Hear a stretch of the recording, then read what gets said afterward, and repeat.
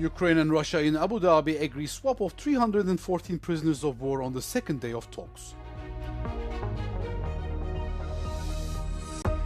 Official representatives and dignitaries arrived in Milan to attend the opening ceremony of the Winter Olympics in Milan Cortina that will take place on Friday evening.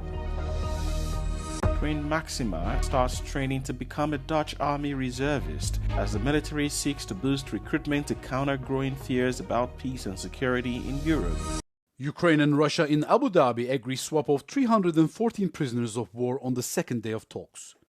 Security Council Chief Rustem Umerov said discussions continue with trilateral consultations and working groups. The last swap with Russia occurred the 2nd of October last year after Moscow halted the process.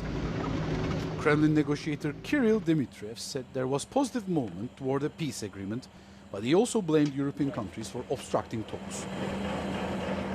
Spokesman Dmitry Peskov said Russia will fight on until Ukraine makes relevant decisions. Moscow demands recognition of Donetsk and Luhansk as Russian territory. It also wants Ukraine to withdraw from parts of Zaporizhzhia and Kherson that it never fully controlled. Zelensky said conquering eastern Ukraine would cost Russia 800,000 more lives over 2 years. Think tanks estimate that Russia will need until August 2027 to take the remaining Donetsk areas. Casualties since the full invasion now near 1.2 million, matching Brussels' population.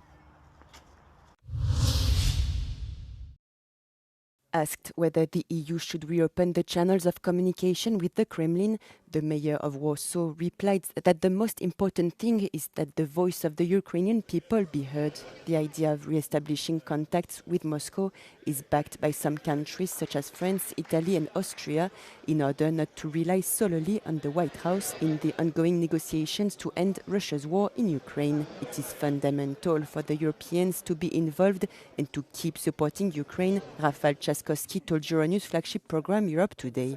We need to be helping the Ukrainians because they were actually fighting for our freedom and they were providing us security. They were giving us breathing space when it comes to rebuilding our security because the Russian threat is there. And if this war ends with Putin's success, then this is the gravest threat for the European security. The Warsaw mayor also called for Europeans to invest more in defense. We are strengthening our eastern border. We are investing as much as we can. We are taking the responsibility ourselves, exactly as President Trump wanted. Now we need to convince other Europeans to do the same. At the same time, keeping the Americans involved in the negotiations is a question of European security, he says.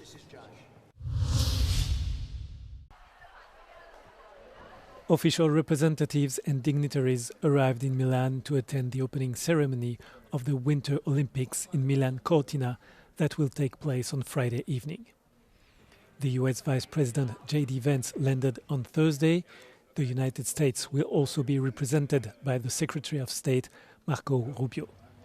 22 heads of state are set to attend, with 14 presidents and 8 prime ministers confirmed for the time being.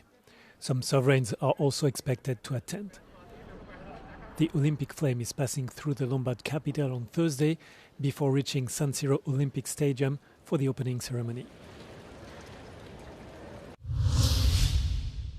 The Dutch military has got a new high-profile volunteer as it seeks to boost recruitment to counter growing fears about peace and security in Europe. Queen Maxima, the 54-year-old Argentinian-born wife of King Willem Alexander, started training this week to become a reserve member of her adopted homeland's army.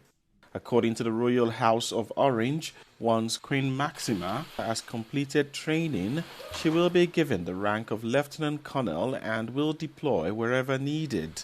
Expected to be sworn in later this month, the incoming Dutch coalition government has plans to boost the nation's military from some 70,000 to 120,000 staff.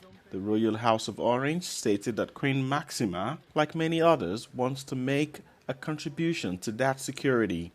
Maxima is following her own daughter into the military after Crown Princess Amalia, the heir to the Dutch throne, completed her basic military training last month as a volunteer reservist in the army.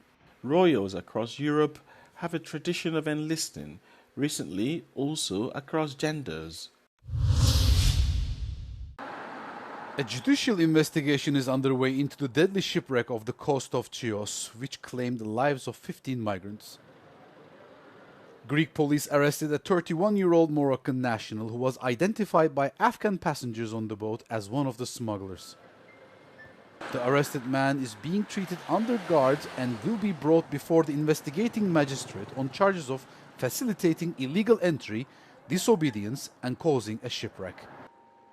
Meanwhile, a large-scale search and rescue operation to locate any missing persons has been completed, with Coast Guard vessels and helicopters participating.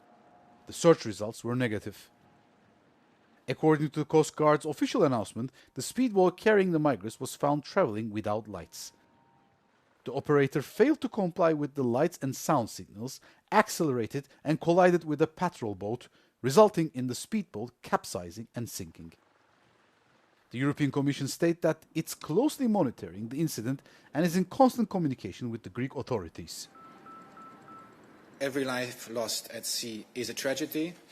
At the hand of smugglers, too many people risk their lives and lose their lives. And this is exactly what we're working on to prevent. And this is also why our work with partner countries is so important. A total of 22 injured people are being treated at the hospital in Chios, including 10 children. 2 pregnant women are being treated and are out of danger, but they lost their babies.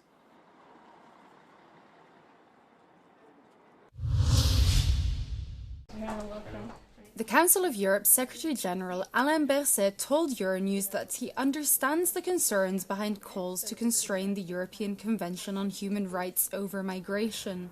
However, he said the method they used was wrong.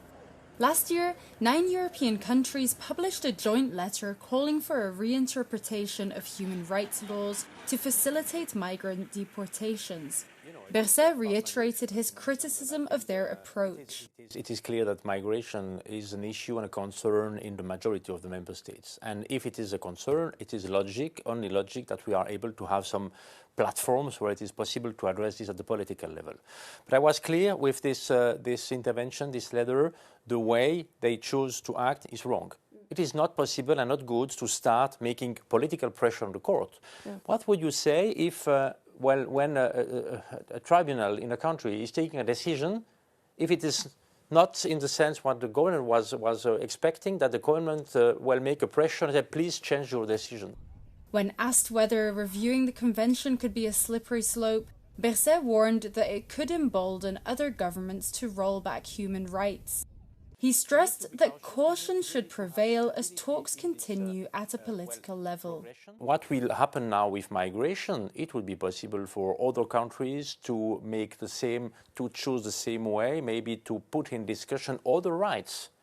You know, I also told this to some of the exponents. They wanted to have migration discussed, and I was just telling them, okay, at the political level, but we must be really careful, because we have maybe other countries ready to open the same kind of discussion on the rights, and maybe then we won't agree about this. Berset convened an informal ministerial conference on the matter in December, and a political declaration is expected in May 2026. However, Berset said there is not yet a consensus on what, if any, changes should be made. The European Union needs to make the Savings and Investments Union a reality. This was the call by European Investment Bank President Nadia Calviño in a letter to European Council President Antonio Costa. In the document, as seen by Euronews, Calviño outlines the priorities for the banking institution ahead of the informal European Council that will take place next week in Belgium. Among other priorities, the letter highlights the need to accelerate the Savings and Investments Union strategy, a package of legislative proposals that would redirect a small share of European savings toward investment in European businesses with the goal of fostering prosperity.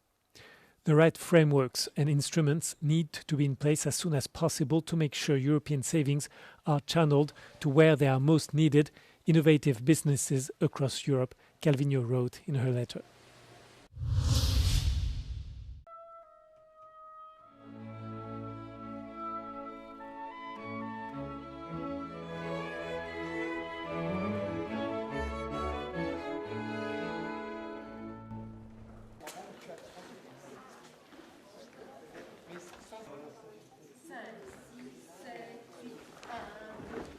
C'est tellement une chance pour les artistes de faire des choses qu'ils aiment faire, c'est-à-dire de pouvoir continuer à inventer, à créer, à fantasmer, à rêver en fait.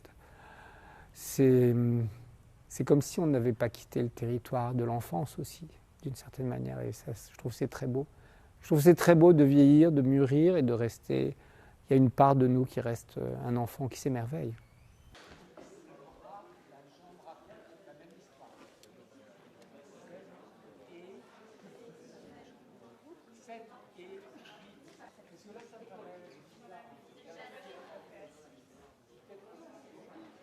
C'est les nouvelles générations qui s'en emparent et qui lui redonnent une actualité, qui le revitalise et qui lui donne une légitimité aussi, et tout en retrouvant l'essence aussi des choses en fait.